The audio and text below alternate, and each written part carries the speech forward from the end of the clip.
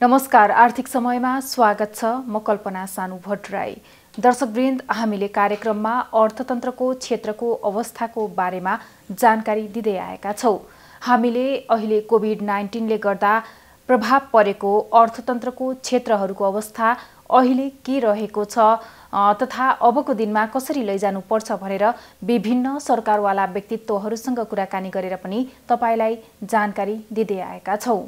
दर्शकवृन्द, लकडाउनको मार सबै क्षेत्रमा परे पनि पछिल्लो समय सरकारले सशर्त सहित विभिन्न 44 प्रकारका उद्योग धन्दा सञ्चालनका लागि अनुमति दिएको छ। तर निर्माणसँग सम्बन्धित उत्पादन बिक्री गर्ने थलो भने पूर्ण रूपमा बन्द रहेका छन्। राजधानीमा मात्रै करिब 60,000 श्रमिकलाई प्रत्यक्ष रोजगारी दिँदै आएको निर्माण सामग्री व्यवसाय क्षेत्र आवश्यकता अनुसार खुला गर्न दिइनुपर्ने व्यवसायको माग पनि रहेको छ। दर्शकवृन्द, यसैगरी हामीले नेपाल निर्माण सामग्री व्यापार संघ काठमाडौँका अध्यक्ष अच्युतम कटवालसँग कुरा गरेका छौं। लामो समयसम्म लकडाउन भयो, त्यसले गर्दा प्रभावित भएका कामहरू फेरि पनि उद्योग धन्दाहरू सञ्चालन भएको अवस्था छ। यहाँले चाहिँ जुन निर्माण सामग्री व्यापार संघको तर्फबाट हेर्दा के कस्ता कामहरू सुचारू भएको पाउनु भएको छ? धन्यवाद। अब यो लकडाउनको बीचमा पनि निर्माण सामग्रीलाई खासै त्यस्तो असर परेको त देखिँदैन। तैपनि नेपाल सरकारले जुन लकडाउन गर्यो त्यसको लागि चाहिँ सम्पूर्ण उद्योगी व्यवसायीहरूले चाहिँ एउटा नेपाल सरकारकोले भनेको एउटा नियम पालन गरेर बसेका थियौँ। र त्यो लकडाउन अहिले जुन असाढ 1-2 गतेबाट जुन लकडाउन खुलिसकेको अवस्थामा चाहिँ जो निर्माण सुचारू भइरहेको निर्माण कार्यहरू चाहिँ जो यो नेपाली जनताहरूले चाहिँ जुन निर्माण कार्य जुन सुरु गरेका छन् त्यो चाहिँ सकाउनको लागि चाहिँ अहिले चाहिँ जो धेरै निर्माण कार्यहरू अगाडि बढेको स्थिति छ। यसमा आबद्ध व्यवसाय चाहिँ के गरिरहेको अवस्था छ त? होइन, असर परिरहेको हजुरले भन्नुभयो, यो असर त होइन परेको छ। तैपनि यो आफूसँग लकडाउन भन्दा अगाडि जुन निर्माण सामग्रीहरू जस्तै हामीले सिमेन्ट, छड लगायत सम्पूर्ण निर्माण सामग्रीहरू चाहिँ हाम्रो गोदाम पसलमा स्टक सामानहरू चाहिँ अहिले हामीले क्लियर गर्ने काम गरिरहेका छौँ। जुन लकडाउनमा हाम्रो व्यापार व्यवसाय बन्द रहेको स्थितिमा चाहिँ हाम्रो पसल गोदाममा भएको सामानहरू चाहिँ अहिले जो पूर्ण रूपले चाहिँ हामीले बिक्री वितरण गरेको अवस्था चाहिँ हो। त्यसले गर्दाखेरि लकडाउन अवधिभर त हामीले व्यापार व्यवसाय पुरै बन्द गरेर बस्यौँ। अब त्यो बेला सञ्चालन गर्ने स्थिति नै भन। जब यो लकडाउन खुलिसकेपछि चाहिँ हामीले व्यापार व्यवसाय सुचारू रूपले गरेका छौँ र ती सामानहरू चाहिँ हामीले बेच्ने मात्रै काम गरेका छौँ। हजुर, यो लकडाउन भएको समयमा जुन किसिमले ठप्प भए उद्योग धन्दाहरू अहिले सुचारू पनि भएका छन्, कसरी काम भइरहेको अवस्था छ त? यो चाहिँ अब अहिले लकडाउन पश्चात जुन उद्योग धन्दाहरू जुन खुले अहिले चाहिँ एकदमै गाह्रो अवस्था छ। उद्योगी व्यापारीहरूलाई एउटा यो बैंकको ब्याजको टेन्सन भएको छ। अर्को त यो कामदारहरूको जुन अब पहिला लकडाउन भन्दा अगाडिको जुन हामीले कामदारहरू राखेका थियौँ अहिले उहाँहरूलाई एउटा तलब दिने अवस्था छैन। हामीले पनि एउटा बैंक ब्याज घर भाडाहरू तिर्ने अवस्था छैन। त्यसले गर्दाखेरि चाहिँ यो लकडाउन पश्चात पनि यो व्यापार गर्न चाहिँ बहुत गाह्रो भइरहेको छ। हजुर, यहाँहरूले जुन सरकारसँग केही माग गर्नुभएको छ कि छैन त यस बारेमा? पक्कै पनि छ। यो लकडाउनको अवधिभित्रै पनि मैले चाहिँ उद्योग मन्त्री माननीय लेखराज भट्टज्यूलाई भेटेर यो व्यापारीहरू हामी निर्माण सामग्री व्यापारीहरूको चाहिँ एउटा जुन हामीले चाहिँ काठमाडौँ उपत्यका भर चाहिँ लगभग 2500 हाम्रो व्यापारीहरू छन्। त्यसमा जम 60,000 लगभग मजदुरहरू हामीसँग सहयोगीहरू छन्। तिनीहरूको विषयमा चाहिँ हामीले सरकारलाई एउटा अपिल गरेका थियौँ। त्यो अपिलमा चाहिँ हाम्रो 12 बुँदे अपिल चाहिँ मैले मन्त्री क्वार्टरमै गरेर नि उहाँलाई एउटा 12 बुँदे अपिल चाहिँ जुन हामीले बुझाएका थियौँ त्यसमा चाहिँ हाम्रो बैंक ब्याज, घर भाडा जस्तै अहिले करका कुराहरू र राज्यलाई दिनुपर्ने हामीले सुझावहरू सहित हामीले माननीय मन्त्री लेखराज भट्टज्यूलाई जुन हामीले अपिल गरेका थियौँ। तर त्यो अपिल चाहिँ हाम्रो लागि नेपाल सरकारले कुनै पनि हाम्रो माग सम्बोधन गरेको अवस्था छैन अहिलेसम्म। हजुर, तपाईको क्षेत्रमा काम गर्ने कामदारहरूको अवस्था के रहेको छ त? अहिले हाम्रो क्षेत्रमा जस्तै आश्रित परिवारहरू हामी लगभग 2500 व्यापारी काठमाडौँमा भए तापनि 60,000 सहयोगीहरू चाहिँ हाम्रो काममा थिए ती आश्रित परिवारहरूले चाहिँ हामीले उद्योग धन्दाहरू अब यो अहिले व्यापार व्यवसायहरू लकडाउनले पूर्ण रूपले बन्द रहेको अवस्थामा हामीले उहाँहरूलाई एउटा सहज रूपले गर्न तलब दिन पनि सकिराखेको छैनौँ। त्यो कुरा हामीले नेपाल सरकारलाई पनि भनिरहेको अवस्था छ। नेपाल सरकारले पनि यसमा कुनै निर्णय लिएको छैन र हामीलाई धेरै गाह्रो परिरहेको छ यो व्यापार गर्नको लागि। जस्तो बजेटमा पनि जुन किसिमले उद्योग धन्दा सञ्चालन गर्ने विषयमा पनि बजेट विनियोजन भएको छ, त्यसमा सम्बोधन भएका कुराहरूलाई चाहिँ यहाँले कसरी लिनु भएको छ? सम्बोधन त लगभग 77-78 को यो बजेट चाहिँ लगभग 14 खर्ब 74 अर्बको कुल बजेट आयो। यसमा चाहिँ नेपाल सरकारले एउटा उद्योगमुखी, व्यापारीमुखी, मजदुरमुखी, शिक्षामुखी र जनतामुखी एउटा बजेट ल्याउनु पर्नेमा एउटा चाहिँ नेपाल सरकारले चाहिँ उद्योगमा र व्यापारीमा र जनतामा र बजेट ल्याएको छ। यसमा हाम्रो चाहिँ दुखेसो छ। यसले चाहिँ हामी व्यापारीको हक हितको लागि हामीले त्यत्रो सुझावहरू दिएका थियौँ। त्यो सुझावलाई व्यवस्था गर्दै अहिलेको नेपाल सरकारले हामी व्यापारीको लागि चाहिँ केही गर्न सकेको छैन। ताकि लगभग 61 यो 14 खर्ब 74 अर्बको बजेटमा 61% त राष्ट्रबाट असुली गर्ने उनीहरूको लक्ष्य छ। त्यो लक्ष्य उनीहरूको हुँदाहुँदै पनि व्यापारीले चाहिँ अहिलेसम्म केही सुविधाहरू नदिएको अवस्थामा हामी व्यापारीहरू एकदमै मर्कामा छौँ। हजुर, यो उद्योग व्यवसायहरूले तिर्ने करको सम्बन्धमा यहाँको राय के छ त? यो तिर्ने कर चाहिँ अब हामीले हामीले अपिल गरेका पनि थियौँ। जुन लकडाउन खुलेपछिको अवधिमा लगभग 6 महिनासम्म चाहिँ हामीलाई त्यसको म्याद दिनुपर्छ। हामी कर तिर्छौँ। एउटा चाहिँ हामी नेपाल निर्माण सामग्री व्यापार सङ्घ चाहिँ यो अटोमोबाइल पछाडिको दोस्रो कर तिर्ने हाम्रो सङ्घ यो व्यापारीहरू पर्दछ। त्यसले गर्दा हामीलाई चाहिँ के टाइम सरकारले दिनुपर्छ। अहिले व्यापार व्यवसायहरू बन्द रहेको अवस्थामा हाम्रो पनि बजारमा क्रेडिटहरू धेरै फसेको छ। त्यो पैसाहरू नउठिरहेको बेलामा चाहिँ हामीले नेपाल सरकारसँग चाहिँ हामीले अपिल गरेका थियौँ। लगभग लकडाउन खुलेको 3 देखि 6 महिनाभित्र चाहिँ हामीले कर तिर्न पाउनुपर्छ। अहिले ताकि हामीले तिर्न असम्भव छ। एउटा रोजीरोटीको पनि हामी अहिले व्यवस्था गर्न सकिरहेका छैनौँ। सम्पूर्ण कार्यले गर्दा चाहिँ हामी एकदम अप्ठ्यारोमा परेका छौँ भनेर हामीले अपिल गर्दा गर्दै पनि अहिले सरकारले चाहिँ हाम्रो कुरालाई व्यवस्था गरेर चाहिँ जुन असार 7 गतेभित्र नै कर तिर्नुपर्छ भन्ने मान्यताले उहाँहरूले एउटा सूचना निकाल्नुभयो। अब बाध्यतावश हामीले कतिपय व्यापारीहरूले चाहिँ कर तिर्न बाध्य भएका छौँ र कतिपय व्यापारीहरूले कर चाहिँ नतिरेको अवस्था छ अहिले।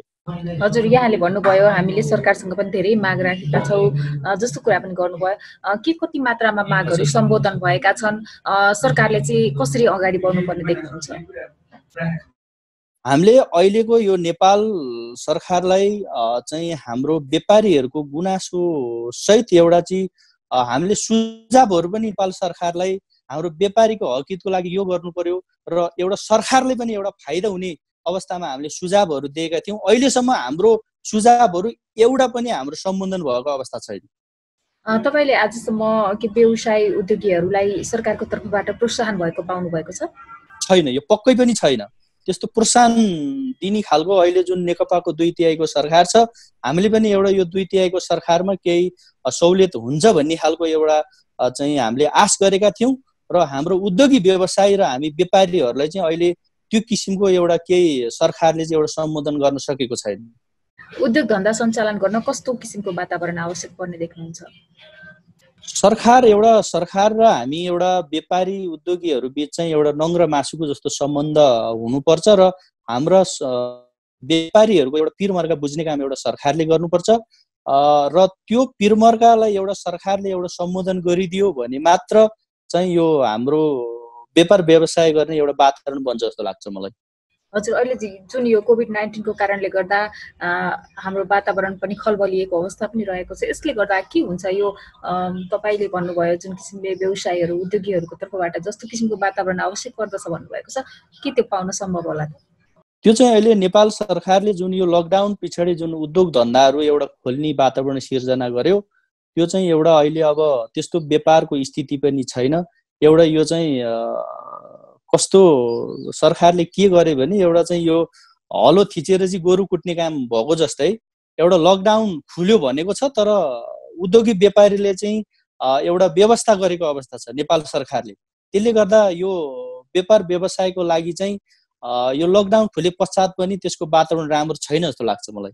हजुर, जस्तो सरकारले थोरै मात्र 40 प्रकारका उद्योगहरू सञ्चालन गर्ने भनेको छ, यसबाट चाहिँ बाँकी अन्य उद्योगहरूलाई चाहिँ के कस्तो क्षति पुग्ने देख्नुहुन्छ? यो 40 प्रकारको उद्योगहरूमध्ये हाम्रो यो निर्माण सामग्री नि सरकारले चाहिँ जुन एउटा खोल्नु भनेर पहिला लकडाउनमा पनि हामीले भनेको स्थिति हो सरकारले, होइन? तर नेपाल सरकारले जुन चाहिँ एउटा सूचना प्रवाह गर्छ, जुन तलको निकायसम्म त्यो सूचना नआइपुगेको हो कि उहाँहरू तल्लो निकायले नटेरेको हो। जस्तै यो लकडाउनको अवधिभर पनि निर्माण सामग्री चाहिँ निर्बाध रूपले सञ्चालन गर्ने एउटा जुन सरकारले सूचना जारी गरेको थियो र सम्पूर्ण व्यापारीहरूले केही सामानहरू पठाउँदा पनि ठाउँ ठाउँमा ट्राफिकहरूले दुःख दिने, नेपाल सरकारको केही निकायहरूले दुःख दिने गरेका छन्। त्यसले गर्दाखेरि चाहिँ यो निर्माण सामग्रीहरूको व्यापार चाहिँ अहिले चाहिँ अब यो लकडाउन खुले पश्चात पनि राम्रो त्यस्तो देखिनेवाला छैन। हजुर, अहिले यो जुन यो लकडाउनको समयमा पनि विभिन्न किसिमका कामहरू भएका छन्, खुकुलो भएसँगै निर्माणका कामहरू पनि भएका छन्, साथै यो लकडाउनको बिचमा पनि थोरै सानातिना कामहरू पनि भएको अवस्था छ। निर्माण सामग्रीहरू चाहिँ यहाँले कसरी उपलब्ध गराउनु भयो त? अहिले यो जब लकडाउन पछाडि निर्माण सामग्रीहरू चाहिँ हाम्रो, मैले अघि पहिला पनि भने, हामीले यो लकडाउनभन्दा अगाडि चाहिँ एउटा पसल गोदाममा चाहिँ जुन स्टक गरेर राखेको सामानहरू चाहिँ हामीले अहिले त्यो पनि बिक्री गरिरहेको अवस्था छ। र अहिले उद्योगीहरूले पनि यो जुन निर्माण सामग्रीको जस्तै सिमेन्ट, छड लगायत रङ रोकनका जुन घर बनाउने निर्माण सम्पूर्ण निर्माण सामग्रीहरू चाहिँ अहिले जे होस् पहिलाको स्थितिमा भन्दा अहिले केही सहज छ। र केही यो लकडाउन पछाडिको अवस्थामा चाहिँ केही उद्योगीहरूले पनि एउटा रेट बढाएर चाहिँ एउटा चाहिँ अन्तर्राष्ट्रिय बजारको चाहिँ मूल्य वृद्धिको हवाला दिँदै उहाँहरूले पनि रेट बढाएर चाहिँ एउटा व्यापारीहरूले बिक्री वितरण गरेको अवस्था छ। र जुन घर बनाउनेहरूले, एउटा निर्माण कार्य गर्नेहरूले यो चाहिँ एउटा निर्माण कार्य सक्नको लागि भए तापनि उहाँहरूले एउटा महँगोमा खरिद गरेर भए पनि उहाँहरूले एउटा सक्नको लागि चाहिँ केही अहिले निर्माण सामग्रीहरू चाहिँ केही बिक्री वितरण भइरहेको अवस्था छ। हजुर, यहाँले जुन यो मूल्य बढेको पनि कुरा गर्नुभयो, के कस्ता सामग्रीहरूमा मूल्य वृद्धि भएको छ? अबको दिनमा मूल्य वृद्धि भएका सामानहरू किन्न पर्ने हो, के कस्ता रहेका छन् त? अब यो एउटा नेपाल सरकारले चाहिँ अब एउटा व्यापारीहरूसँग एउटा कर लिने मात्रै एउटा नीति लिएको जस्तो देखिन्छ।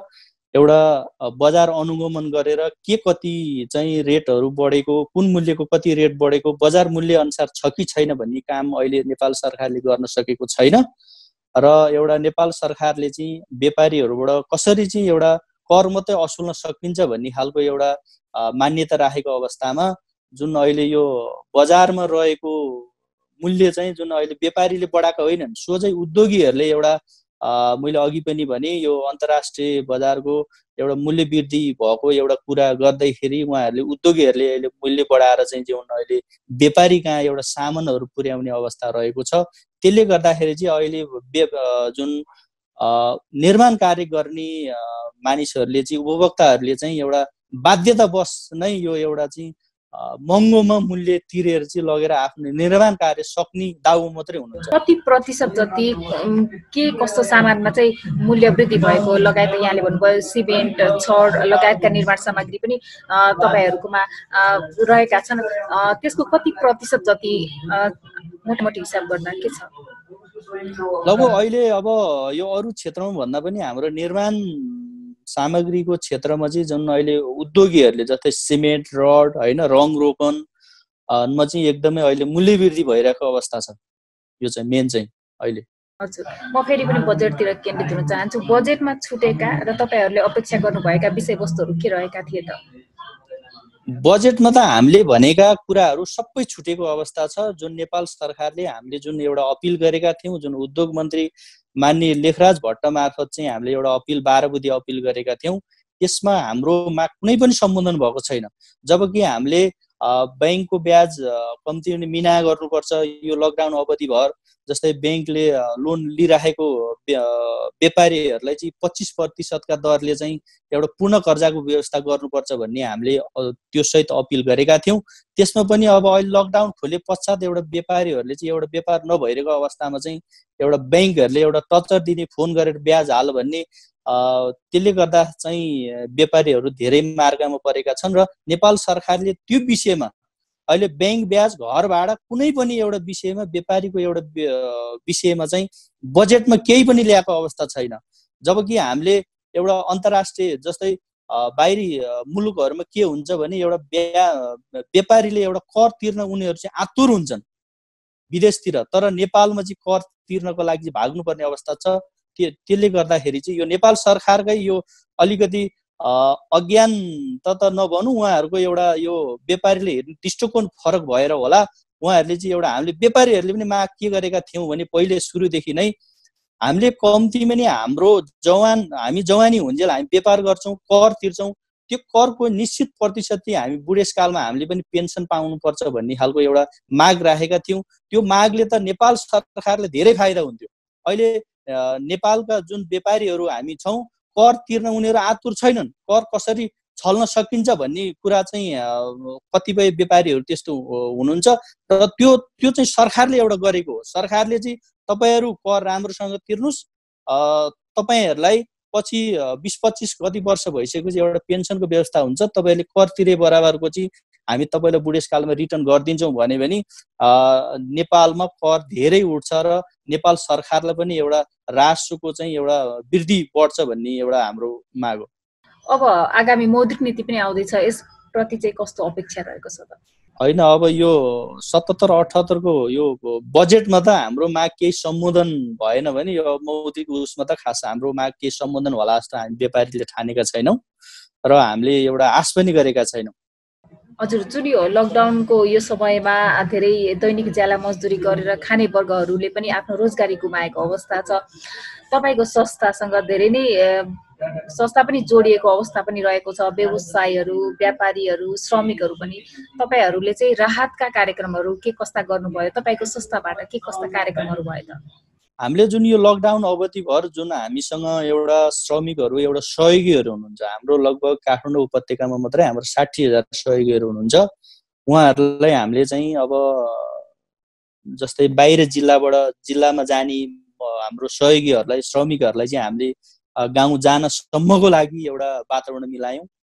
त्यसले गर्दा यहाँ पनि त्यस्ता खान नपाएकाहरू श्रमिकहरूलाई हामीले त्यस्तो व्यवस्था गऱ्यौँ। काठमाडौँ उपत्यकाभरि हामीले जुन चाहिँ यो काठमाडौँ उपत्यकाभरि चाहिँ हामीले ठाउँमा चाहिँ हामीले सम्पर्क नम्बरहरू दिएर चाहिँ तपाईँहरूलाई काहीँ के त्यस्तो केही भयो, खानपानमा केही समस्या भयो भने हामीलाई सम्पर्क गर्नुहोस् भन्ने हिसाबले हामीले सम्पर्क नम्बरहरू बाँडेका थियौँ।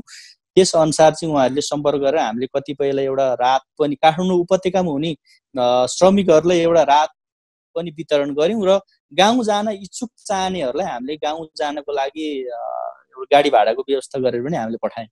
हजुर, अहिले जुन यो कोभिड-19ले गर्दा विश्वभर नै यो महामारीको रूपमा लिएको छ, रोजगारीहरू कटौती पनि भएको अवस्था छ। के छ, तपाईँसँग धेरै श्रमिकहरू पनि जोडिनु भएको छ, रोजगारी कतिको सुनिश्चित रहेको छ र कति जतिको रोजगारी पुग्ने आकलन गरिएको छ त? के छ? लगभग हाम्रोमा यो जस्तै श्रमिकहरू 60,000 श्रमिकहरू मध्ये चाहिँ अब कतिपय अहिले गाउँबाट नफर्केको अवस्था छ र यहाँ हुनेलाई अहिले जुन यो लकडाउन भए पश्चात केही निर्माण कार्यहरू केही सुस्त गतिमा भए तापनि उहाँहरूलाई अहिले यहाँ हुने श्रमिकहरूलाई चाहिँ त्यस्तो खानपानको लागि केही त्यस्तो गाह्रो छैन। जे होस् मजदुर गरेर पनि खान सक्नुहुन्छ हाम्रो पसलहरूमा, होइन? त्यसले गर्दाखेरि अब चाहिँ हामीले चाहिँ जुन यो लकडाउन पूर्ण रूपले पछि जस्तै अब यो लकडाउन पछाडि अहिले अब राम्रो वातावरण बनिसक्यो, कोभिड चाहिँ अलिकति निर्मूल भइसकेपछि चाहिँ उहाँहरूलाई त्यस्तो हाम्रो जुन निर्माण सामग्रीको तर्फबाट चाहिँ हाम्रो उहाँहरूको रोजगार गुम्नेवाला छैन। किनकि विश्वमा एउटा मात्रै त्यस्तो होला कि यो हाम्रो व्यापारमा चाहिँ विश्वमा जस्तै विदेशतिर गएर मान्छेले श्रमिकहरूले 1 महिनाभरि काम गरेर महिनाभरि तलब लिन्छन् भने हाम्रो यो निर्माण सामग्रीकोमा चाहिँ दिनभरि काम गरेर उहाँहरूले बेलुका पैसा बुझ्नुहुन्छ। दिनभरि गरेको काम पनि बेलुका पैसा बुझ्नुहुन्छ र महिनावारी तलब पनि बुझ्नुहुन्छ। त्यसले गर्दा हाम्रो यो निर्माण क्षेत्रको मजदुरहरूलाई चाहिँ खासै समस्या हुँदैन जस्तो लाग्छ।